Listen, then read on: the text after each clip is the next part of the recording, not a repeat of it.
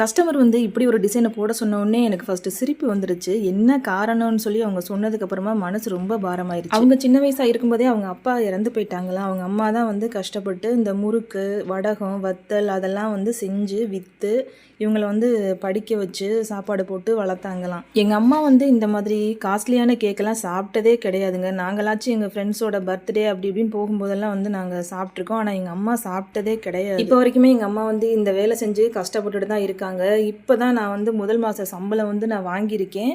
முதல் மாத சம்பளத்திலே எங்கள் அம்மாவுக்கு நான் ஒரு புடவையும் சூப்பராக எடுத்திருக்கேன். ஸ்வீட்டோடு கொண்டே கொடுக்கணும் அப்படிங்கிறதுக்காண்டினா அவங்களுக்கு பிடிச்ச மாதிரி இந்த டிசைனையும் போட்டு பிளாக் ஃபாரஸ்ட் கேக் வந்து 1 kg வந்து ஆர்டர் பண்ணி நல்லா ரிச்சாக செஞ்சு கொடுங்க அக்கா அப்படின்னு சொல்லி கேட்டிருந்தாங்க. அம்மாவோட கஷ்டத்தை எந்த அளவுக்கு புரிஞ்சு வச்சுருந்தா இந்த மாதிரிலாம் சந்தோஷப்படுத்தணும்னு நினைப்பாங்க.